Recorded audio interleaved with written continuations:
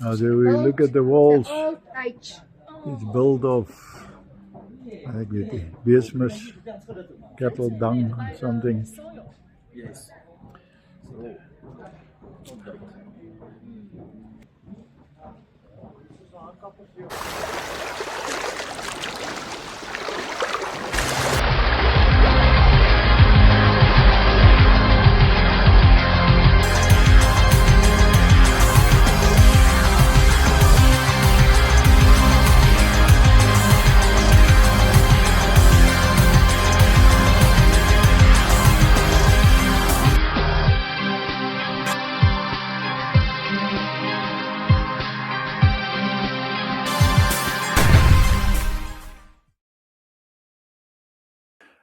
Good morning, Internet. It is 8:30 in the morning. We're in Kunming, China. We're still on our way to Lugu Lake, which is a 3-day journey. But today we are leaving Kunming and we're going to Lijiang, which is 6 hours and 11 minutes by car. So because we're sitting so cramped, we decided that today we're going to send the driver alone with the car and all the baggage, and we will take the high-speed train.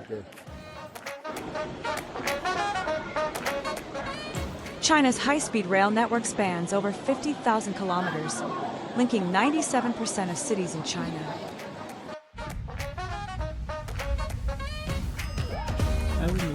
It accounts for roughly 2/3 of the world's total high-speed network. While regional lines operates with a design speed of 250 kilometers per hour, the fast interprovincial lines operates at 350 kilometers per hour.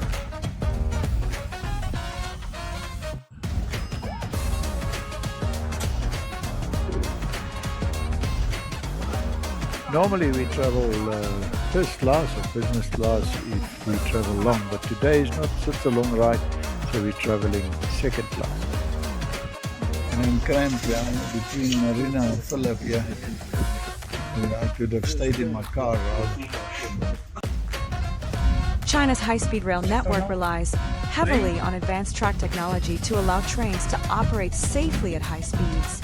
A key innovation is the widespread use of ballastless tracks, which replace the traditional gravel base with a solid concrete slab. These tracks provide a smoother ride, reduce long-term maintenance costs, and can handle frequent, heavy train traffic.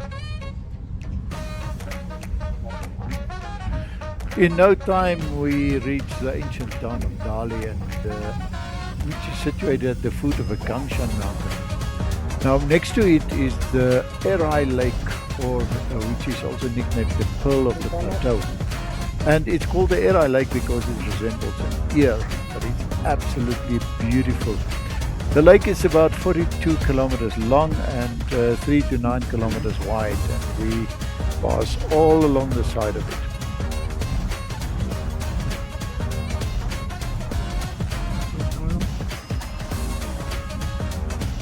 It fills up in no time. We've put the 2.5 hours behind us and traveled 511 kilometers between Kunming and Lijiang. And we get off in the Lijiang station and call the DD to our hotel. Because we're going to the hotel in 2 cars, we got separated and we arrived, and we were a little confused as where do we need to go once we dropped off. Actually, binne is dit toe nou 'n redelike surprise. Die hotel, nie sleg nie. En ons sal later wys hoe lyk dit daar binne in die kamers. Maar dis hoe dit lyk. En hieronder het ons nou 'n braai area.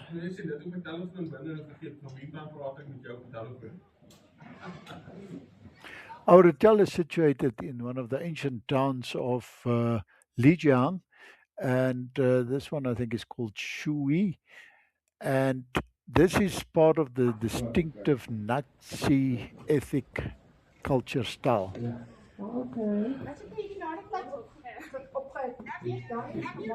So I hope tonight we're going to get a barbecue here. Lots of steaks. We can use this chair as a grid.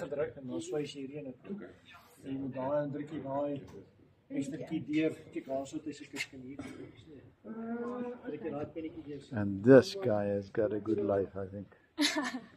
He can certainly lose about half his weight. It's very.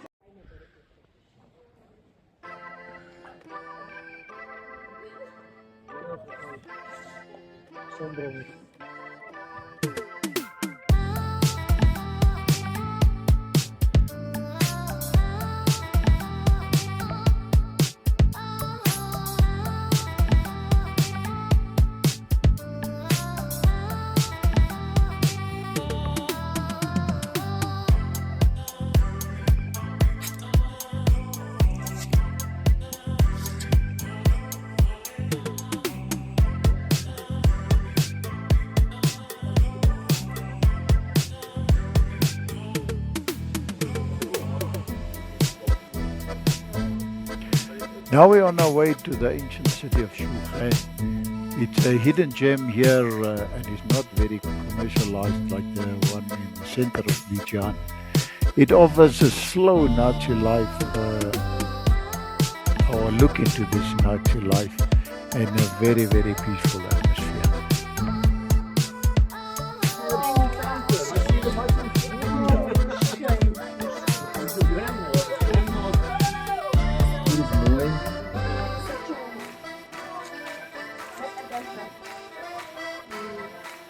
The Naxi are one of the 56 officially recognized ethnic groups in China, with a population of around 309,000 in Lijiang in northern Yunnan.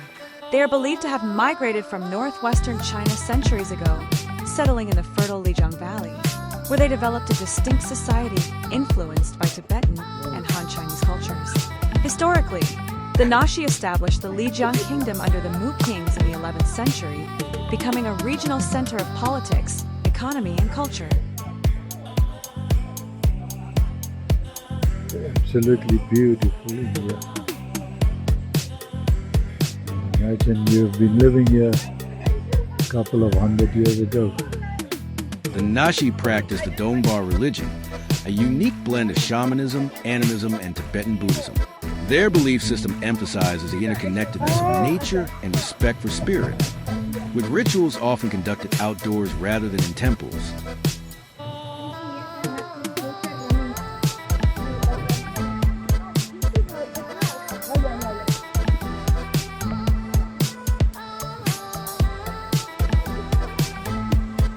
Some photo shoots going on here.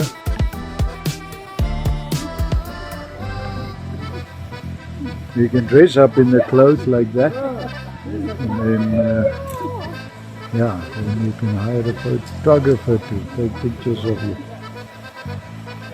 Just beautiful down here. Absolutely beautiful.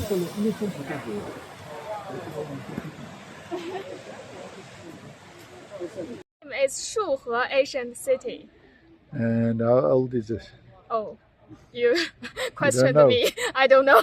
Older than you? Much more older than me. We can take photos. Colors and dresses. In what language? This one is the Chinese, and the top one it should be some local language or the ancient language. Now we're here in the ancient town of Shuhe, which is the earliest habitation of the Naxi ancestors. It's important and well-preserved post of the ancient tea horse route, which we'll try and see the museum. I've seen a board to the museum. And this is one of the minorities of China. And this was the international trade route in southwest China that used horses as its main vehicle a couple of 100 years ago. Naxi society exhibits matriarchal tendencies, with women playing central roles in family and economic affairs. Traditional clothing is distinctive, with women wearing embroidered capes symbolizing the sun, moon, and Pleiades facts and details. The Nashi are also known for their music, dance, and festivals, such as the Sanduo Festival, Bang Bang Fair, and Mother Goddess Day, which involve horse racing, singing, dancing, and ritual offerings. Now all along here we have little shops like these, which this is not Chinese antique things. I think this is just kakis coming from Nepal, Pakistan, everywhere. Arab countries. I can see some things here from UAE, but yeah, it's here. And then you can wander into the little, just down here into the little places next to the river. I want to go down here, see what's down here.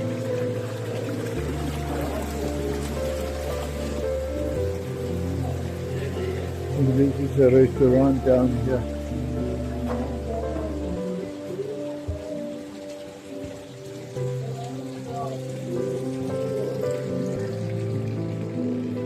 How? It's a restaurant down here. Place where we can have some beer later, and then back here at the stream. Just beautiful down here. I really could live like this.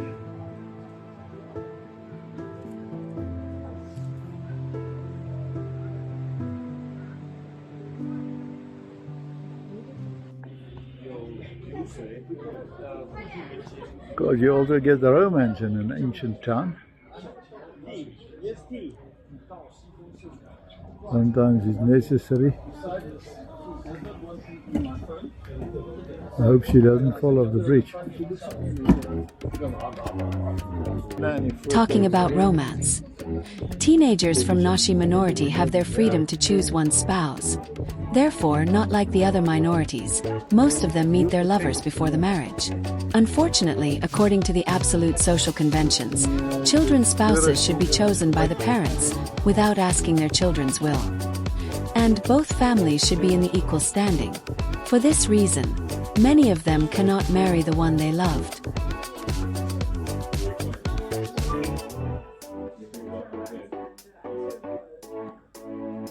Marina, what do you do? What do you want to do? For what? I like the shop. Marina in happy mode. Happy mode, Marina, you're in happy mode now. Look at me. Yes, happy mode. Kijk vir my. Happy mode, because I like this too.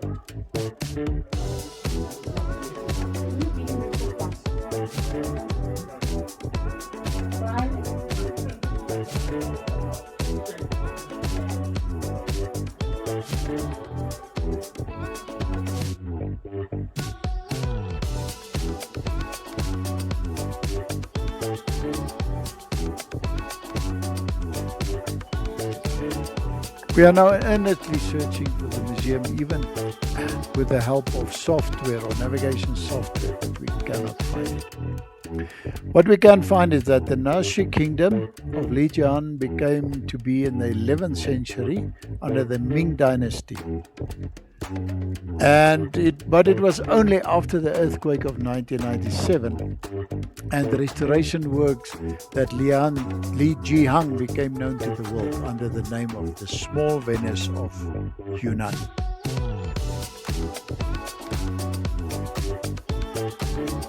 Of course, the shop is part of the tradition of this.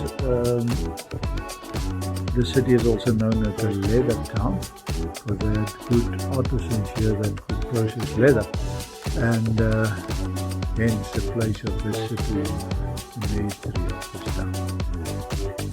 And here is the museum, and this is obviously how they traded the horses full of being packed.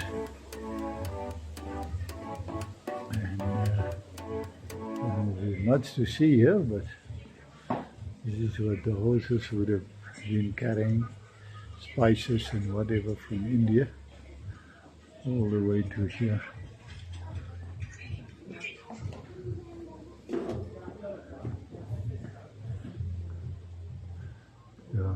Don't see much of a museum here, more a shop to sell things. So in these streets, they obviously came down with the horses, these cobblestones, and it's now modern, but in many ancient cities you still get sort of a takeaway window that is at the height of a rider. Now this is the map of the town. Not that we can read anything, but yeah, this is what it looks like. Engraved in this wall, made of wood. So, yeah, unfortunately not much of the tradition of the ancient town except the old buildings. The rest is all kaffelkakkies that they sell. Tony and I decided rather to ditch the group and go and have a beer, and later they join us for a lovely dinner. Ciao Daniel. Yes. Op die trip en op wat is dit? Whatever, ancient city. Cheers.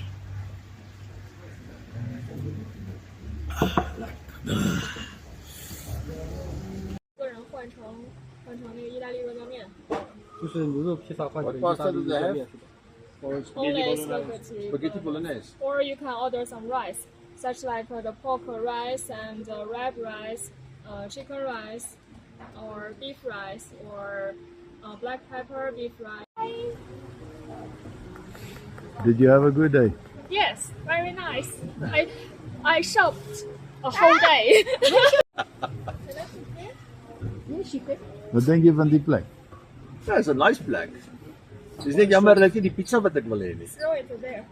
Oh, no, that's not uncommon in China. That's normal. It's about 80% of the places you go to in China never has what you want. Lesson 1 of China. Every day is a lucky packet.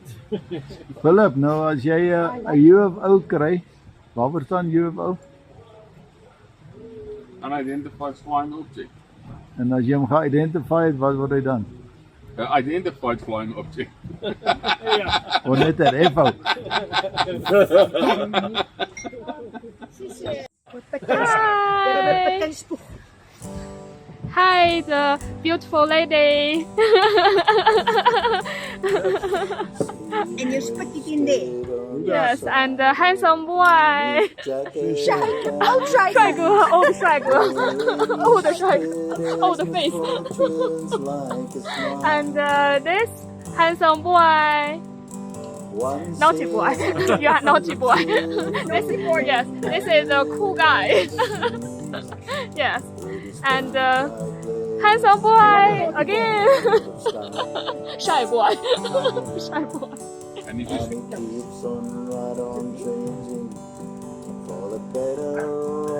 We're trying to find a hotel again. And now we're walking against. Yeah, we need to find a hotel somewhere this way.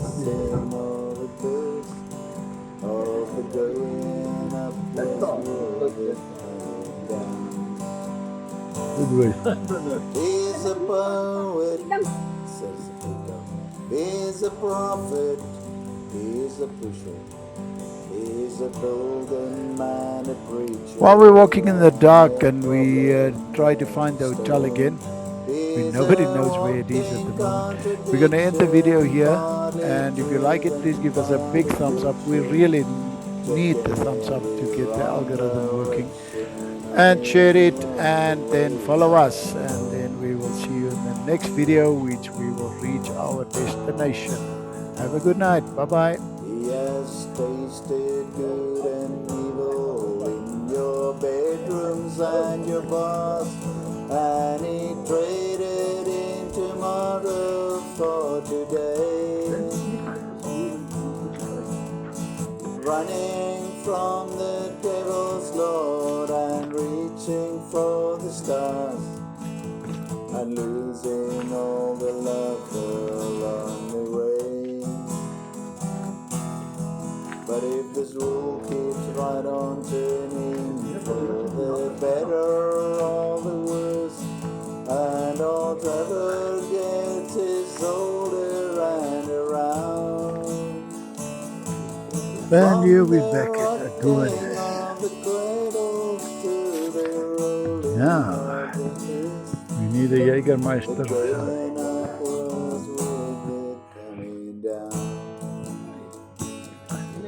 He's a poet, he's a teacher, he's a prophet, he's a preacher, he's a program and a preacher and a problem when it's told.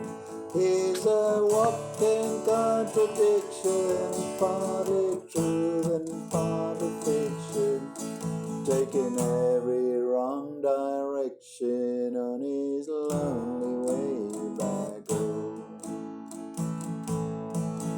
There's a lot of wrong directions on